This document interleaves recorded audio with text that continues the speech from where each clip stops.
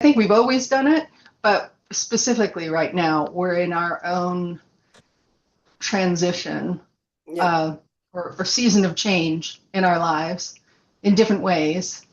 And we're feeling very um, Free.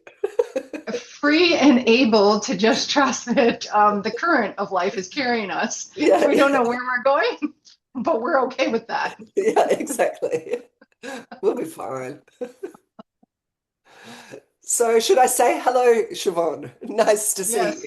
Hello, Kate. Good to see you. It's morning there. The sunrise is coming up. It's evening here in East Tennessee.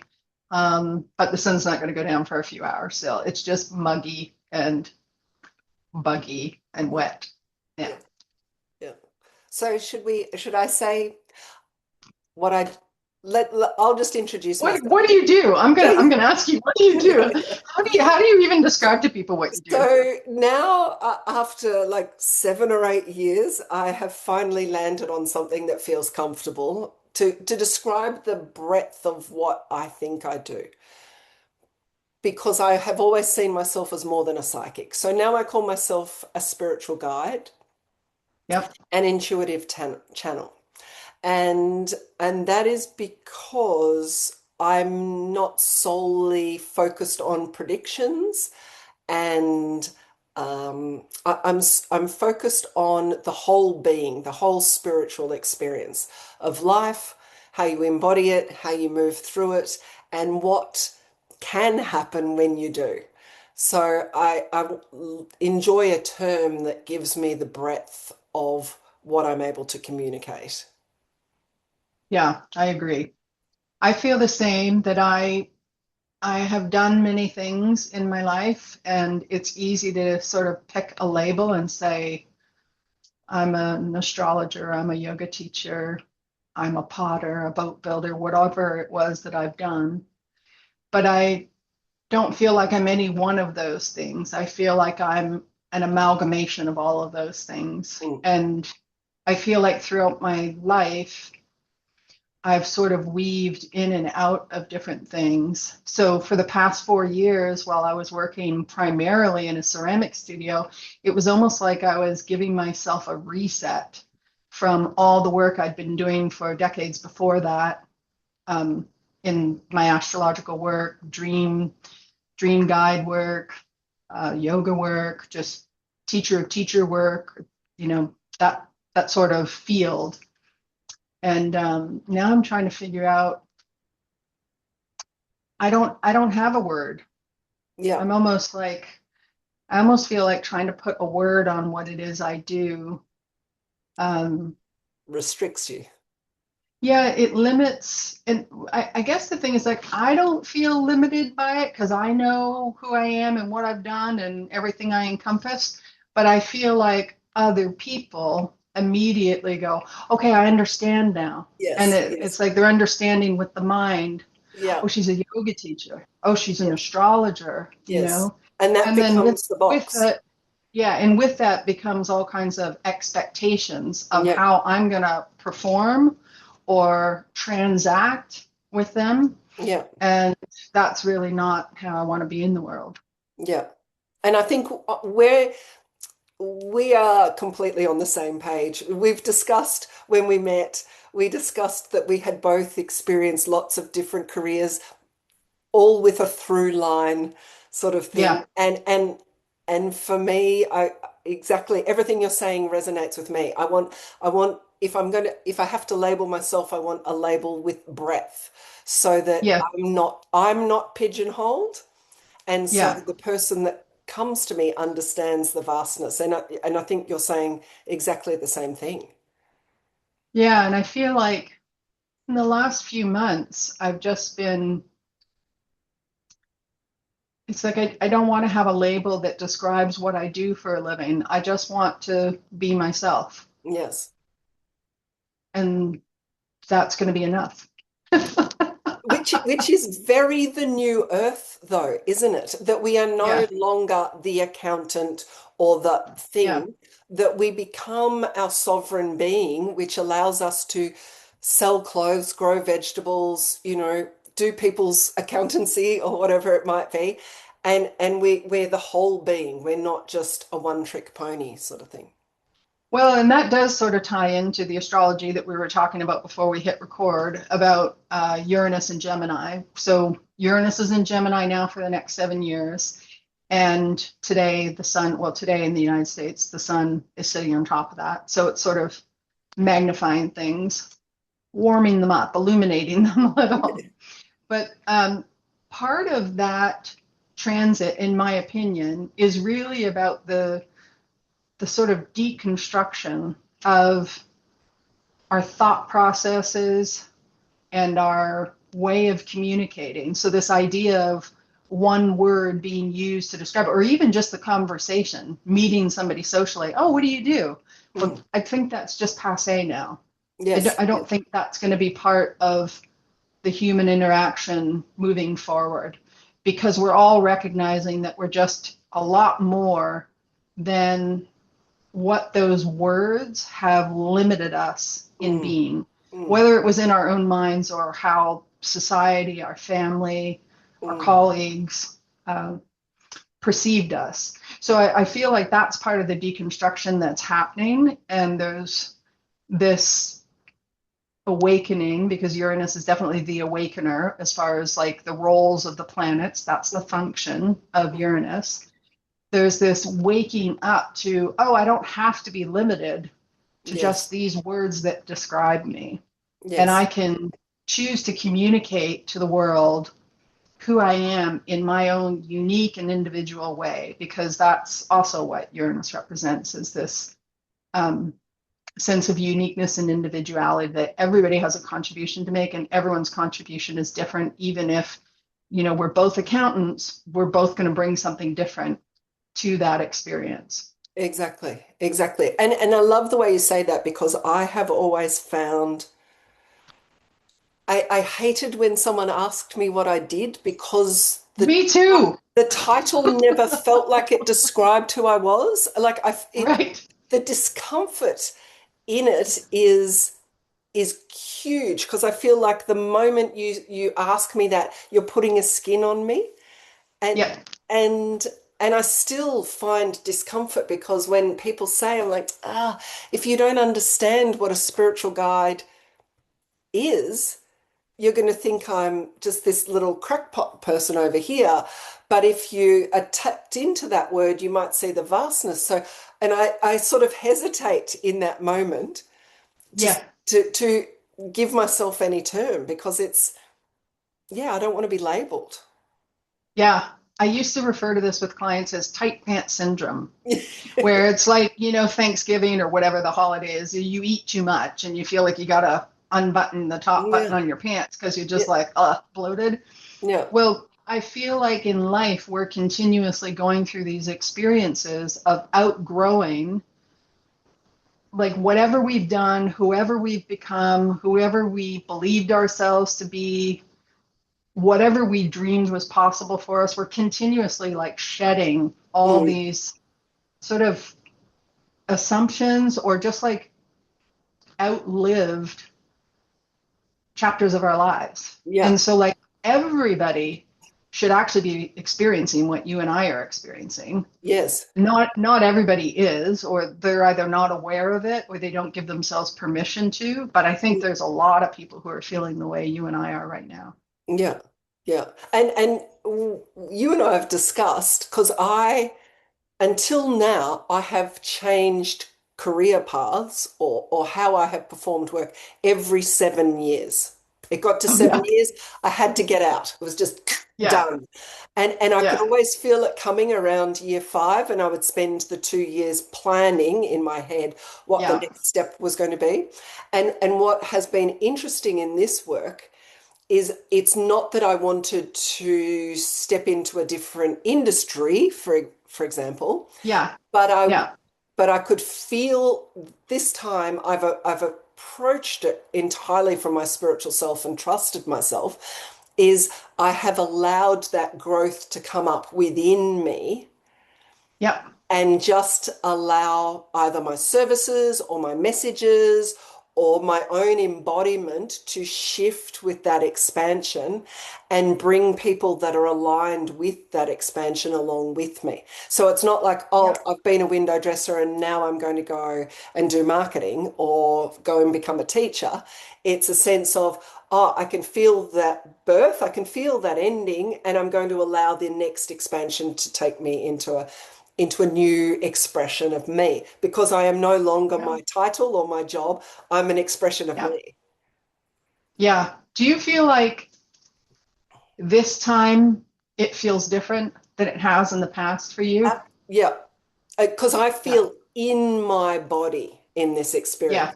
Yeah. And by that I mean in a spiritual sense. Like this time Yeah. I'm connected to my soul. This time I am in the experience and I'm trusting the growth in this chapter. But also there is a limitlessness to the space that I'm now in. Like even within Yeah. teaching, I could feel that I was always butting up against this energy that was never going to allow me to be all of me. Yeah. Not Yeah. not so And much in the other spaces, the more creative spaces. I didn't feel that, but I also felt like I don't know where to go next. yeah.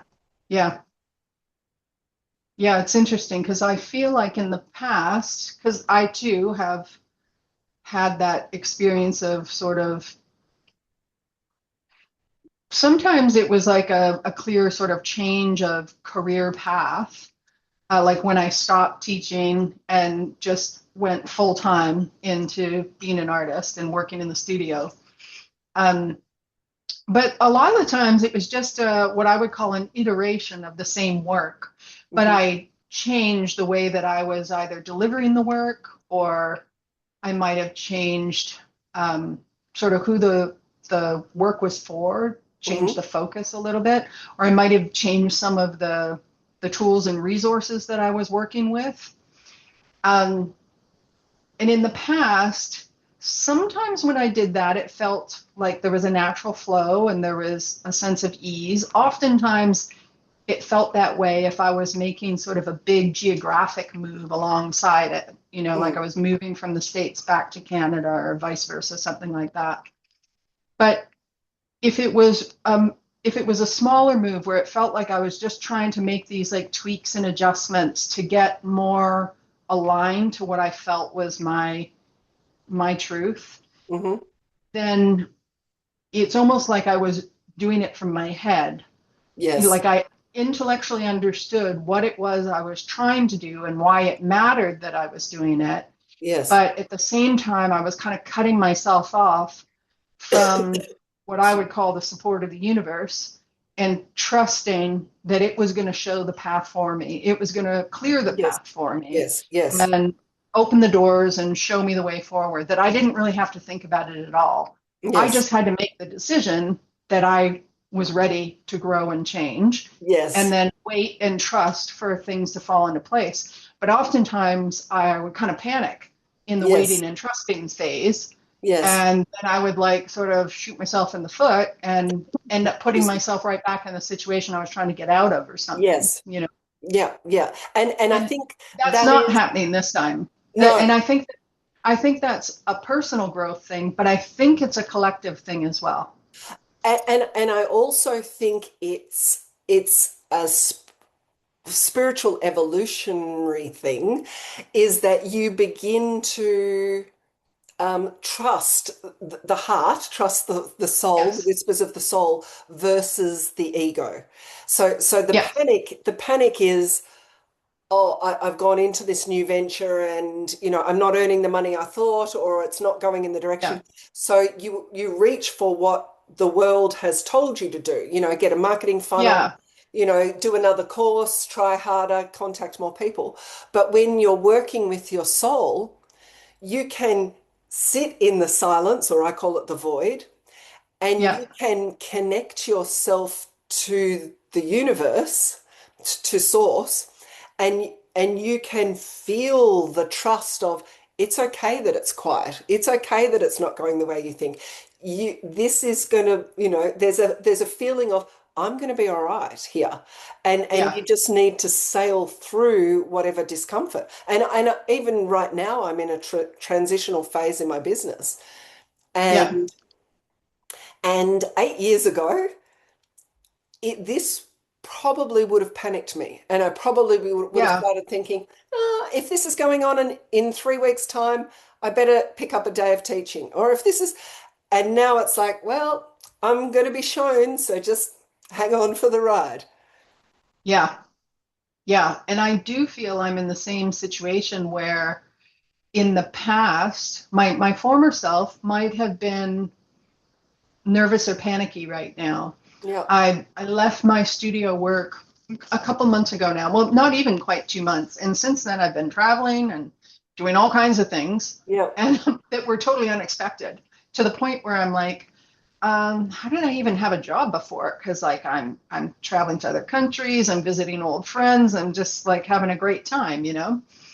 And in the past, I probably would have been starting to get nervous that there was a lot of money going out, yes, no real sort of plan for how to yes, recoup that money. Now, it's not to say that the money can't come anytime because it always has. yeah, yeah, yeah.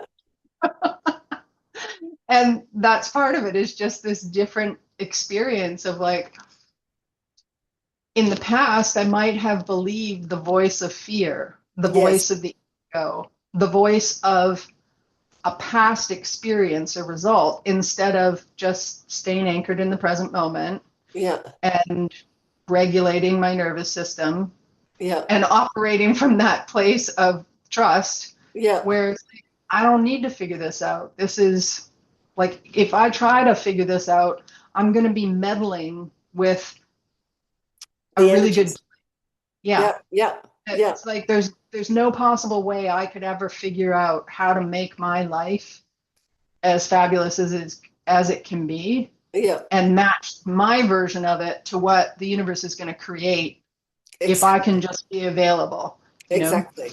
Uh, When I look back in my life and I see some of the things that I've done and I've experienced and I think to myself, oh yeah, there was no way I could have dreamt that up. It yeah. just like tick tick tick everything fell into place better than I could ever imagine.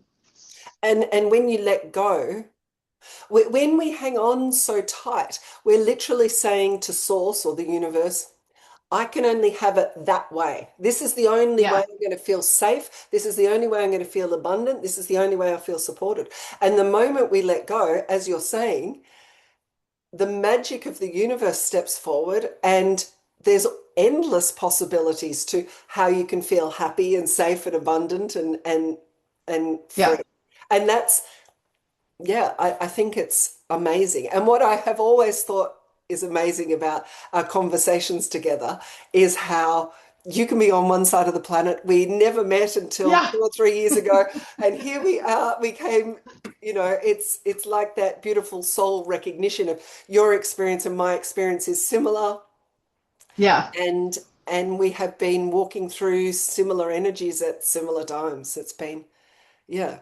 Even now, as you're saying, I'm like, yes, yes, yes. Well, and when you were just saying that, this idea of kind of like tethering to the universe and saying, no, it has to look like this.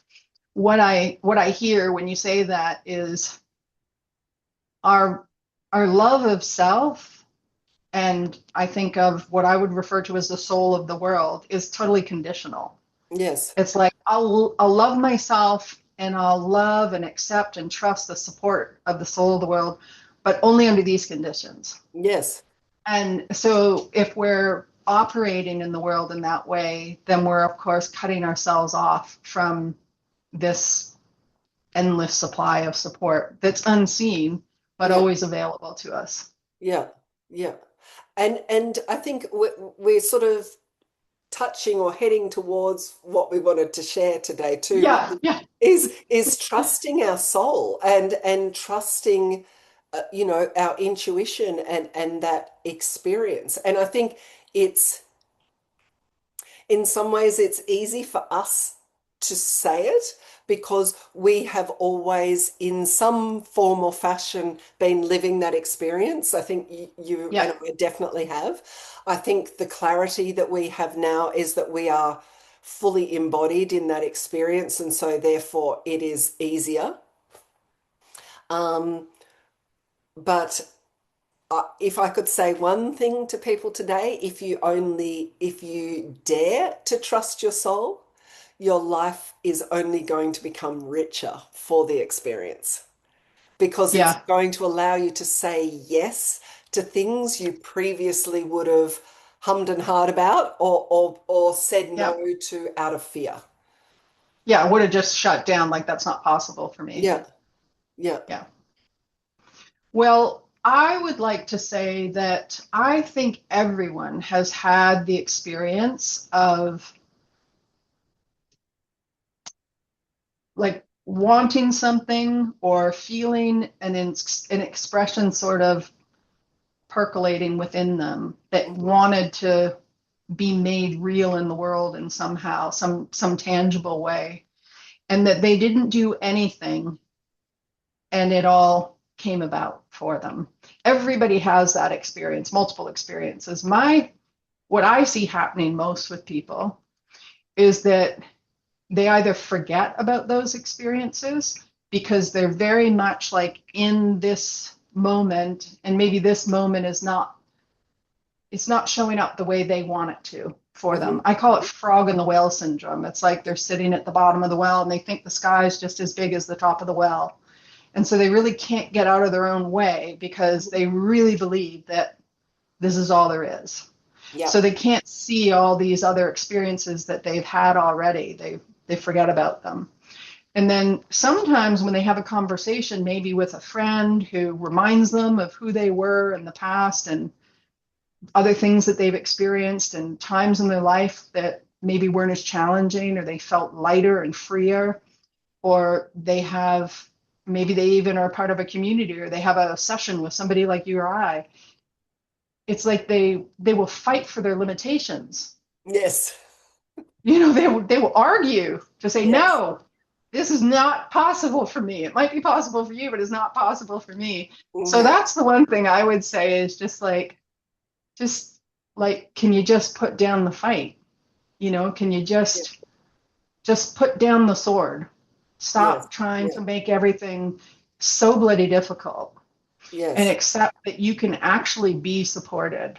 And Yeah. that if you can get to that place of saying, okay, I'm exhausted, I'm ready to be supported, then you can open up to that place of actually being able to hear what your soul is saying, Yeah. and then slowly start to cultivate the trust, sort of like one thing at a time. Okay, my soul says this. I'm going to trust. I'm going to act on this. I'm just going to, I'm going to keep moving forward, and every little step we get confirmation that it's okay to take the next step. Yes. Yes. And I think I agree with everything you say, but I think, and I know for me, my direct experience that brought me to landing in my body was after my divorce, and I was standing on the beach at sunrise, thinking, I've trusted myself in all these other ways. What the hell is going wrong with me here? Like what, how could I possibly have landed in this position? And I listed all the human world ways in which I'd done things right. I've been to university, I've done this, I've done that, I'm a good person. What's going on? And it was only in realizing, in listening to the guidance, that I realized I had never trusted myself. And Yeah, so, therefore, even when I heard the whispers of my soul, which I did yeah. hear before I got married, um, Oh, yeah. I didn't trust the information. I didn't trust the information because I didn't trust myself enough to enact on the information. Yeah. So there was a sense of I have listened to my soul in previous experiences with regards to some things like go on a holiday there, buy that jumper, go out with those people, etc. But the more But personal and the more it yeah, asked of me, the more I felt like my, the more my heart was depending on it, or the more weight was carrying it, the harder I felt to back myself in that time. And Yeah. and I feel like there has to also be, like, yes, you need to get to that toddler tantrum stage of letting go and surrender, but I also think there you need to have a relationship to yourself to allow those intuitive moments to drop in and say, I'm going to back myself here. I'm going to love myself enough to have a go. Okay, so here's another place where I think it it's another example of, I think everyone's had the experience Mm, of hearing the voice of their intuition, their soul speaking to them, mm, and maybe they listened, maybe they didn't, mhm, but either way, they may have forgotten that it happened. And mm, I'll share an example that I think that one of the ways we learn to trust our soul and to really recognize how our intuition is speaking to us is through pain. I think yes. that our intuition is often warning us of danger. So it could be you're walking down the street late at night in a busy city and it feels like somebody's following you, and you get this feeling like this doesn't feel safe. Hmm. You have to trust that. Your Hmm. body is speaking to you, that is your intuition. Yeah. And I think our body speaks to us in all kinds of ways. So, an example for me, when I had cancer, I had abdominal surgery. And then 10 days later, I was going to the clinic to have the staples from the surgery taken out. But I had been vomiting the whole time, hadn't eaten or anything. And there was this increasing pain that I was experiencing that was in my chest, not in my abdomen. And when I went to the clinic, the doctor, um, he was really useless, actually. He just was there to sort of take out my staples. And I said, I'm having a lot of pain. I can't lay down. What should I do? And he's like, well, I guess you could go to the ER if you want. And my best friend was with me, and she was like, what do you want to do? It's up to you. And so it was a really interesting moment. Just the night before, I had been talking about the pain, and my sister, who'd been sort of like caring for me, she was like, well, try not to think about it. Just, try to get some sleep. And it was like I was starting to sleep propped up in bed because I couldn't lay flat anymore because of the Yeah. pain. Anyway, I get to the emergency room. I decide to listen to the pain in my body. My best friend takes me to the emergency room. They shuffle me through because, chest pain, they're worried about that. It took like 12 hours of triaging through the ER, but eventually they're like, oh, your lung has collapsed. You're in septic shock. We need to rush you into emergency surgery right now so you don't die, basically. So, like, that's an example of Yeah. Yeah. how your intuition's speaking to you. And it's like Yeah. a lot of the time, our body is speaking to us through pain, through symptoms, all kinds of things. Exactly. And we're suppressing it. We're like taking a pill, we're ignoring it, we're pushing through. And it's like, what would happen if we just stopped and asked our body, what's going on? What do you need me to know? You Exactly. know? Exactly. And I think people, particularly the people that I work with, but also I've experienced it in my own life, when it comes to relationships, that is the way to also discern, is this person aligned with me? Is it most often shows up in the body? Because the head is so hell bent on meeting somebody and falling in love and etc. And oh, this Yeah. person checks all the boxes, but your body's going, oh my gosh, Yeah. this doesn't feel good. And people think that's butterflies and Yeah. romantic, but actual love feels like boom, you've met your Yeah. body. Whereas all of that tension and is your body saying, no, Yeah. this is not for Early on. me. And it can show up, as you're saying, in illness, but in what should be soft and fluffy ways. Meeting somebody should, but it's actually Feel that good. gripping feeling. Yeah. Yeah. Early on, when I was first reading charts, Excuse me. I was living in this yoga center in Massachusetts, and I was doing this sabbatical residency. So I lived there for a couple of years. I had lots of people whose charts I was reading at that time that were young women, and their charts were saying things about their relationships. And Hmm. as I would share with them what I was seeing in the chart about the relationships, or not even necessarily the relationship they were in right then and there, but their dynamic in relationships and what they were going to learn about themselves through relationships in this lifetime. Um, I don't know how many of them, women, they all had urinary tract infections. Every one of them was having like some kind of physical symptom Yep, yep. that was like basically putting the gate up saying, I can't be intimate with this person. Yes, Instead of saying it here, the body was doing it for them. yes. And it was like when they put those two things together, they understood, oh, okay, like I need to confront what's happening in the relationship. Yeah. I I need to need sit in this. to, or I need to get out of it, you Yeah, know? yeah, yeah. But sit in the energy and understand what's going on there. Yeah. Yeah. Our body takes on so much for us. Yes, yes. When you had that experience of needing to go to the hospital, was your soul speaking to you in a calm way? Because my experience is even in a dangerous situation or when I have needed to be alerted to something, Yeah. in a car accident and when I had a skin cancer on my arm, the information, although it was directed or around a dramatic event, came through in a soft way. And my point being that Yeah. the soul speaks to us, whether it's for an alarming reason or for Yeah. whether it's confirmation, there is a gentle presence to that energy. Yeah.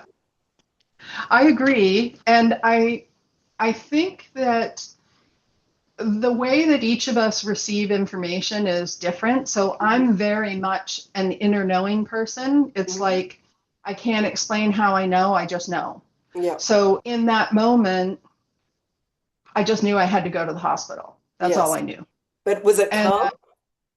yeah, Yeah. but it was just clear as a bell that it was like this was my decision and Hmm. I knew what I had to do. Yeah. And it was quite interesting that nobody else was willing to make the decision for me, that I had to Yeah. listen, Yeah. make the decision myself. And the thing about that I think is interesting is that because the soul does speak to us in sometimes what's referred to as a whisper, it's like it's demanding us to slow down, to get quiet, Yeah. to tune out the distractions, and to be able to turn our focus inward. And in the process of doing that, immediately our nervous system starts to settle.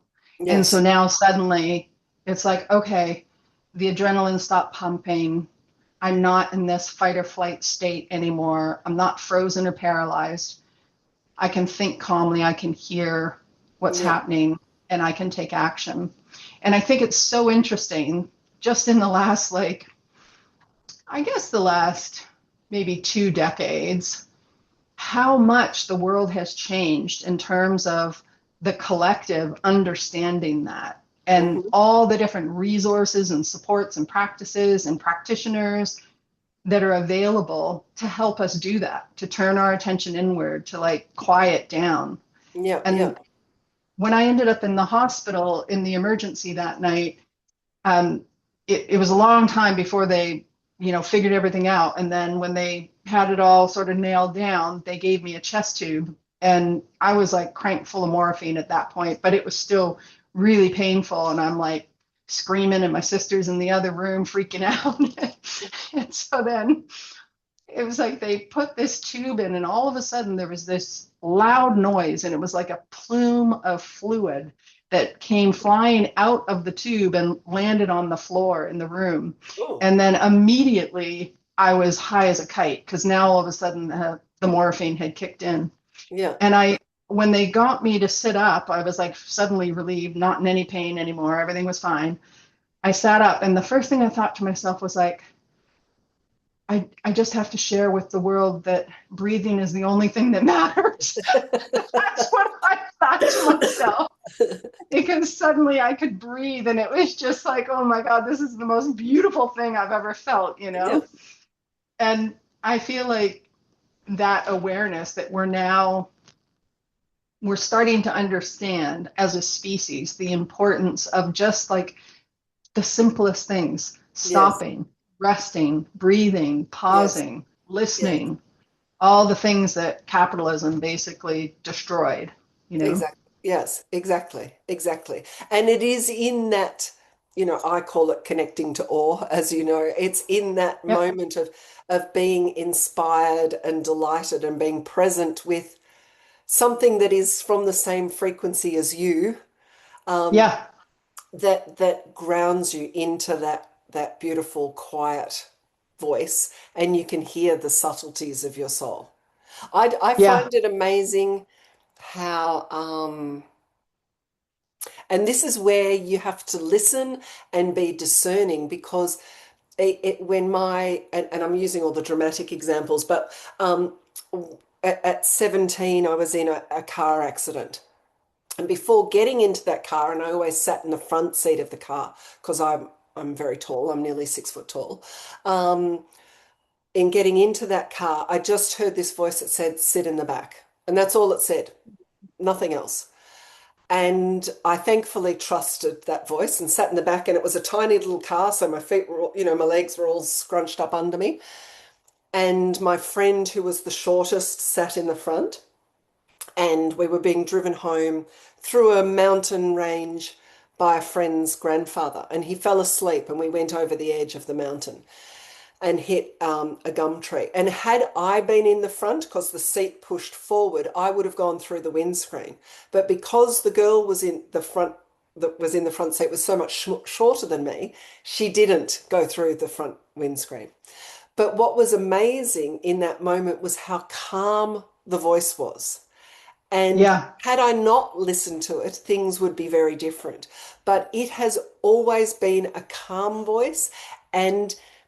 And what I find is when it's encouraging me to do something brave, like to start a new business or to go on a holiday or something like that, it's easy to dismiss because it might just be yes that you hear. Yeah. Yeah. Or you might just hear do it or take it. Yeah. And I I have a knowing, but I can also hear it, and I can see it. Like there are lots of ways I experience it, Yeah. but it is brief, it is gentle, and it is quiet.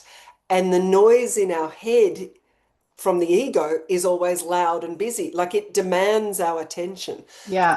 So your presence, what we're learning in those quiet moments of watching the sunrise, sitting in the garden, etc., what we're learning is presence to our own internal voices, so that we learn the Yeah. discernment between the soul and the ego. Yeah. It's like practicing a particular frequency, Yeah. like the frequency of your energy when you're sitting in the garden is very different than the frequency of your energy when you're riding the subway in a big city. Yes. And so it's like the more you take time to cultivate that experience, the more familiar it becomes, a little bit like learning a language. And because you have that familiarity, then there's a sense of ease of understanding. When Hmm. somebody says something to you in another language, you're like, oh, yeah, now I understand what they're saying. You start to like catch the drift of that Yeah. meaning. And so I think now people are starting to learn how to identify. So, like, you might have a primary way of receiving information that's auditory, whereas mine's more of a felt sense Yeah. Yeah. knowing. And I often have things like I will often have dreams that are quite prophetic. And in Yes. my dreams, I have two sort of unusual things that happen. One is sometimes words are spelled out in my dream. So I'm Yes. visually seeing them in the dream. Yes. And then other times, people in the dream are saying something to me. Hmm. And what they're saying to me is very clearly a message, or they're delivering something. Yes. And so I think the more, like, personally, I use that as play. Like Yeah. I love to use dreams as a way to just sort of engage. with refining that ability to Yeah. hear the message and understand what the message is Yeah. that my soul is trying to communicate.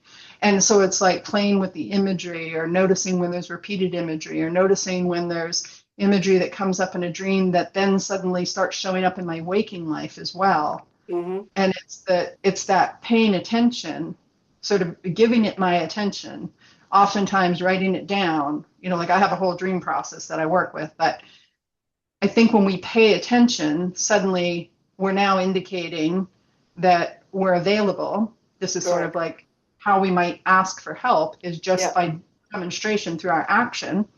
And now more help is available. And so it Correct. Yeah. starts coming in more frequently. Yeah. And this Uranus and Gemini transit, if anybody was paying attention to this, so Uranus like dipped into Gemini last year, and then it went back into Taurus, and then it moved direct, and now it's in Gemini again. And for myself, I noticed that during that time last year, when it went into Gemini, I had this sort of like heightened peak where just like the information was coming fast and furious. There was like sort of very little barrier, it felt like, between me and what I would say is unseen guidance and guides and whatnot.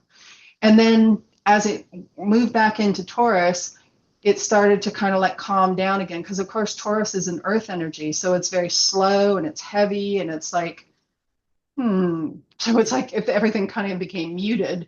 And then when it moved back into Gemini, it was like, whoop, everything got turned up again because Gemini is an air sign. And so it's like very frenetic. And it's like, oh, yeah, let's play, let's do this. Yes. Yes. Yes. Yeah. It's been, I think it's been incredible. For me, I experience it subtly. Yeah. It comes through quite subtly. So how will, like, now that we're in Gemini, what does that energy look like? How will we experience it? Well, there's sort of the larger things that I think lots of people are talking about, AI, computing, all that kind of stuff, because Mhm. Uranus is the natural ruler of Aquarius. And so it's the awakener, it relates to networks, it relates to the internet, it relates to community.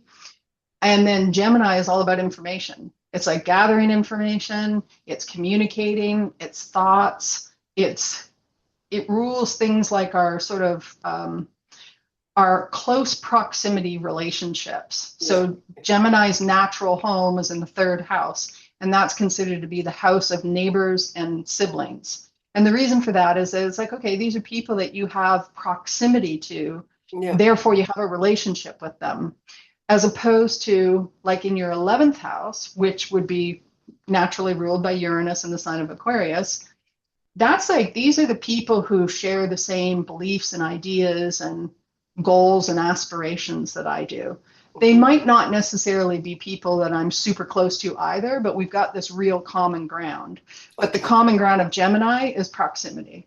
Yeah. Okay. And so oftentimes the Gemini can kind of get a bad rap for being really distracted Yeah. and ungrounded and sort of gathering so much information, but not necessarily synthesizing that information into some sort of completed belief. So we can think about Uranus, it's waking us up to the way we gather information, the way we disseminate information, the way that we communicate and network with each other. And I see that also as being not just in the human realm, Yeah. but with our guides, with nature. So for me, and I would appreciate your understanding or perspective on this. For me, I see us really being called to, and I've spoken a bit about it on my Instagram, is to reveal the soft underbelly, perhaps the superpower that we didn't realize we have. Like there's been a side of us we've pushed forward for a really long time, sort of, and the part of the flip side of that that was kept in the shadows is actually our truest strength. And what I'm Mm-hmm. getting from a spiritual perspective is that is how we are meant to be leading or moving forward now. That soft underbelly is the framework, is the frequency, is the embodiment that we are meant to be moving in and towards over the next 7 years. So does that fit with the astrology that is coming through, or is that Yes and different no. too? Yes and no.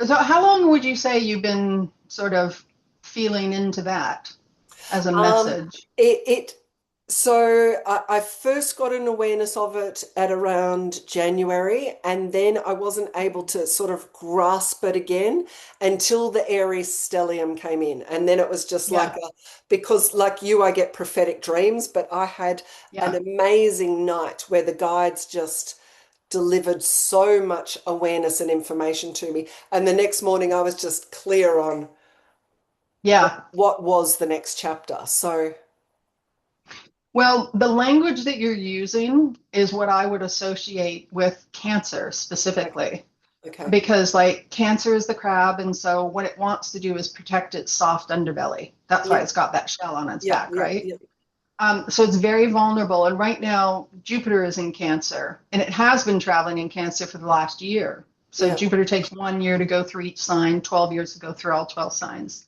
And wherever Jupiter travels in, the chart of a country or the chart of an individual, it's expanding things. It's Mm-hmm. wanting to sort of like open up opportunities Okay. and create more abundance, spaciousness. Okay.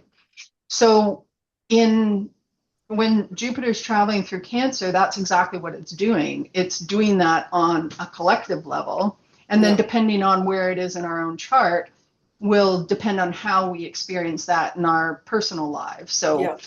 like if that was in your seventh house, then you'd be feeling like you had to do that in your intimate relationships. Yes, yeah, yeah, Whereas if it was in your 10th house, maybe you'd feel like you needed to do that in your career, in your sort of public facing yeah. persona. So Jupiter is about to move into Leo. And in July, what's going to happen is there's going to be a configuration where Pluto in Aquarius is going to be opposite Jupiter in Leo. And then that opposition is going to form a harmonious relationship with Neptune that's in Aries and Mm-hmm. also Uranus that's in Gemini.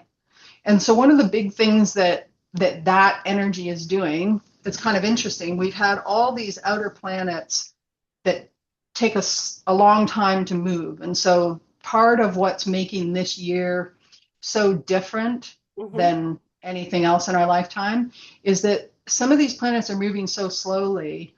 The fact that they're lining up and making relationships with each other is just really rare. Yeah, So it's one thing for them to be changing signs, it's another thing for them to be connecting at certain points where they're sort of like establishing a frequency between each yeah, other. yeah.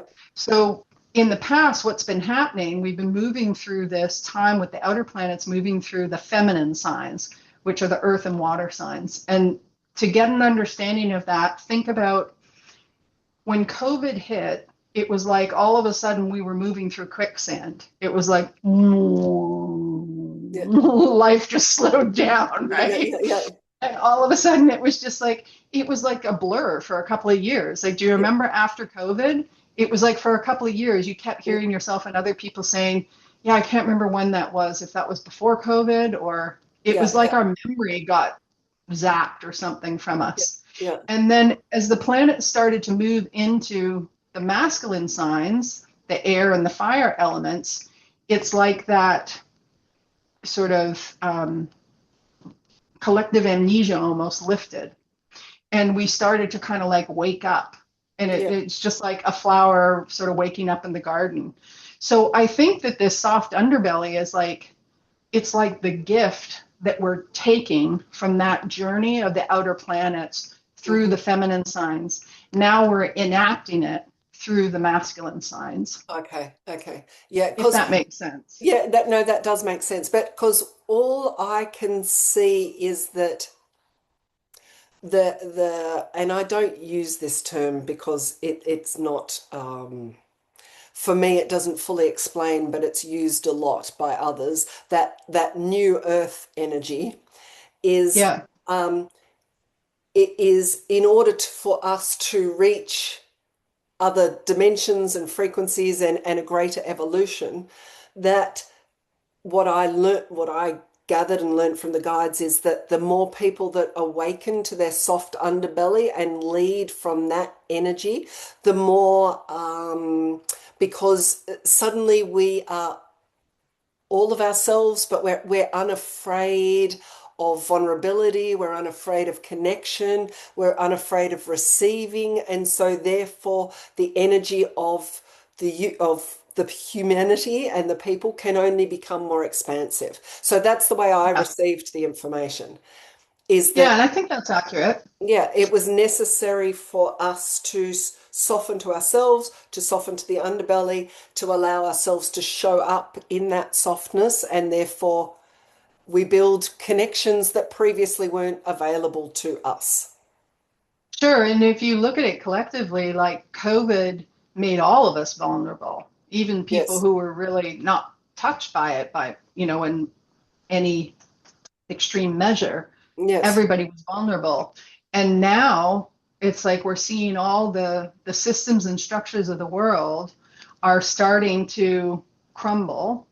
And there is, on the one hand, the people who have connected to that soft, vulnerable energy, hmm they're feeling compassion. They're feeling yes, like it's not fair that, in the United States, the national minimum wage is like $7.57 or something, but a tank of gas is like $4.75. So how yes, is somebody supposed to go to work and drive their car in a vehicle dependent world or yes, country or whatever, you know what I mean? Like that's just not, that's, it doesn't make sense anymore. And now yes, people are feeling the emotional, um, the weight of that system and the unfairness, the injustice of that system, and they're feeling compassion for themselves because maybe they were the ones who were duped into playing in that system and being yeah, taken advantage of, or it's their loved ones or their community or whatever it is. And then there's a whole other faction of people who are really just holding on to, I don't want this system to like fall apart because I'm benefiting from this system, yes, yes, or yes. I'm afraid to let go because What I'm does not that mean for trusting me? my, Yeah, yeah, yeah, or like what does it mean for the world, right? Like if yeah. we look at a group of people who are trusting their soul, they're ready to let everything fall apart because they know something better Better is is going to coming. be born, Yeah, something is going to evolve. But then there's all these people who are disconnected from their true self, from the voice of their soul, and they're going to fight, just like I said earlier, they're going to fight for the limitations. And it's yes, like clearly there's a lot of limitations in our systems and structures that are yes, governing yes, the world, right? So why would we fight for those? And so yeah, I feel like this configuration that's going to happen in July, where Pluto, Neptune, Uranus, and Jupiter are all going to be at 4 degrees, there's going to be this. I've heard it described as a crescendo moment.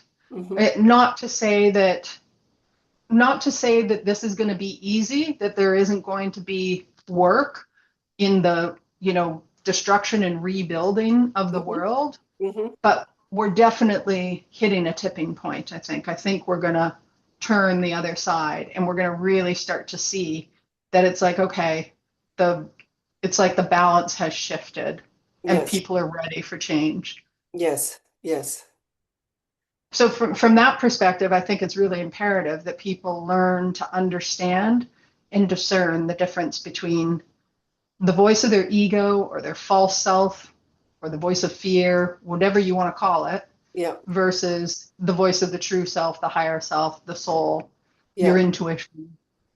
And and I agree with everything you've just said. And I think what's interesting with the way I receive energy is I feel like we've been gifted all these opportunities that have come in uncomfortable packages Sure. to connect to our soul and connect to a new way. Like I found COVID, and we were the most lockdown state in the world, like where I live. Um, Yeah.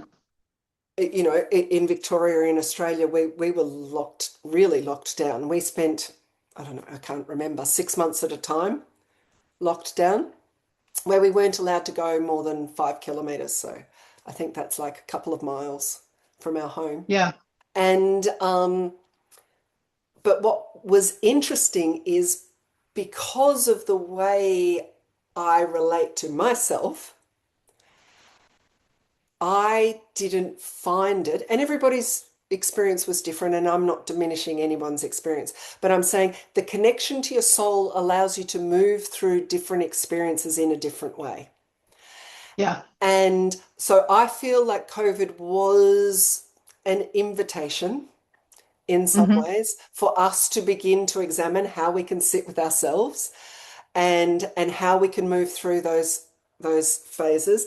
And I feel like the United States is going through that, and everyone else, because of how we've positioned the United States in the world economy and authority, is experiencing that in some level. Yeah. And it's a sense of, how do, exactly what you're saying, how do I hold myself through these moments? Am I going to buy into fear? Am I going to panic? Am I going to allow myself to be led to disorder? Or can I connect myself to my compass, and can I see beyond this moment, this tower moment, to a place where possibility exists? And exactly what you're saying, your connection to your soul and your connection to yourself allows you, it doesn't remove you from any of life's difficulties, but it allows you to see them and move through them in a new way. Yeah. I agree. And I think that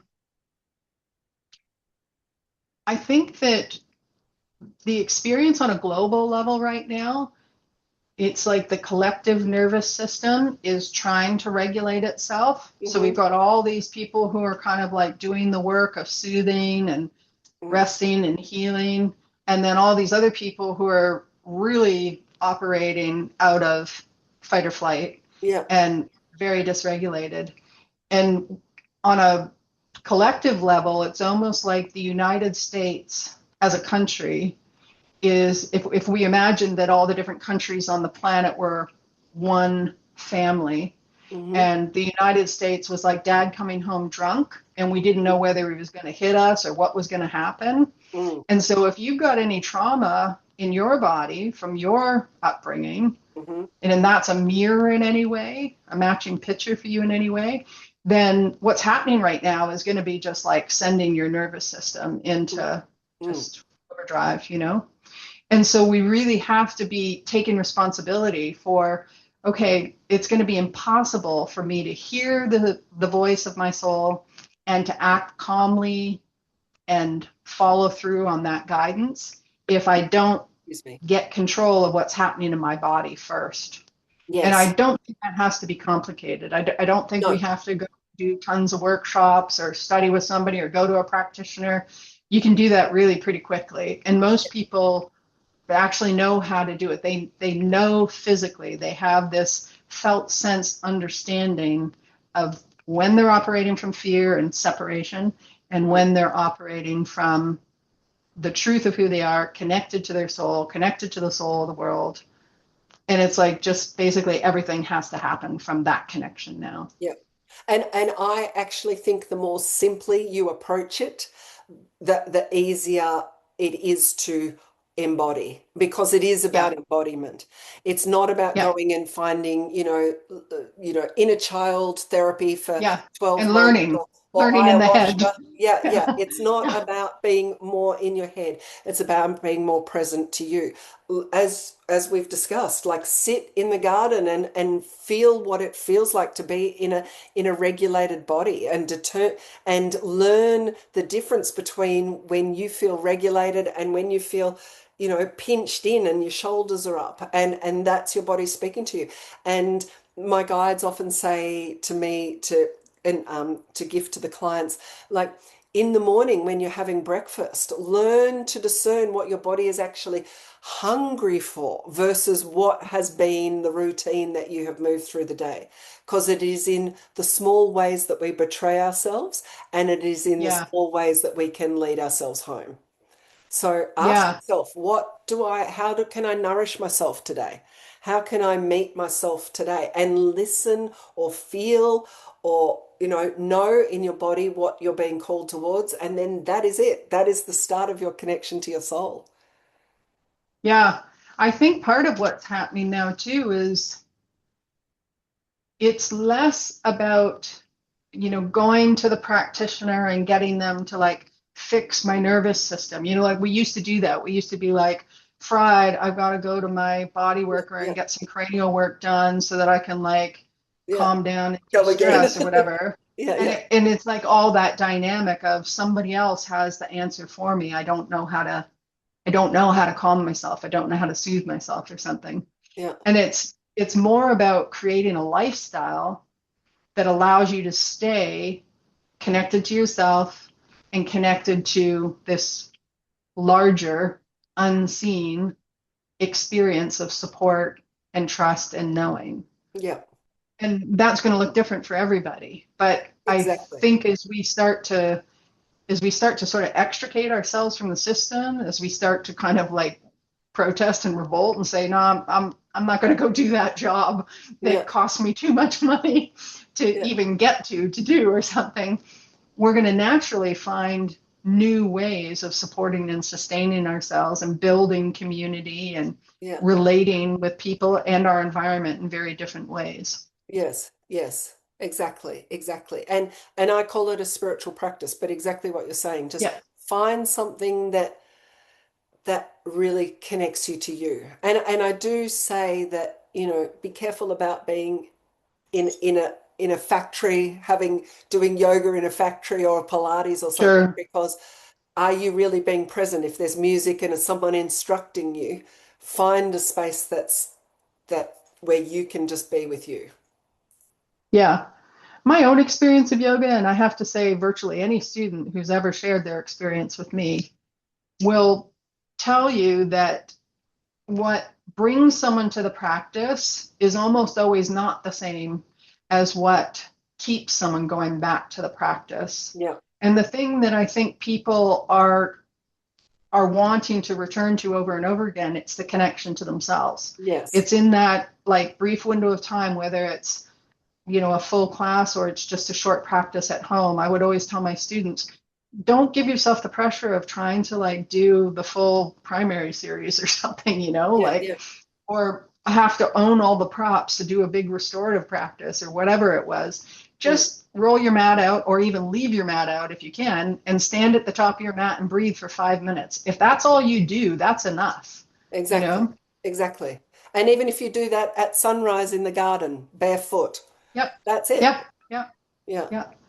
And inevitably, if you make that the practice, your life just becomes the practice. And Yes. we don't see this distinction anymore between, oh, I've got to go do my practice, or we don't defend when it feels like our, our responsibilities and commitments to our job or our family or our community are somehow like infringing on Hmm. my practice time. Hmm. People can get really bent out of shape about that stuff.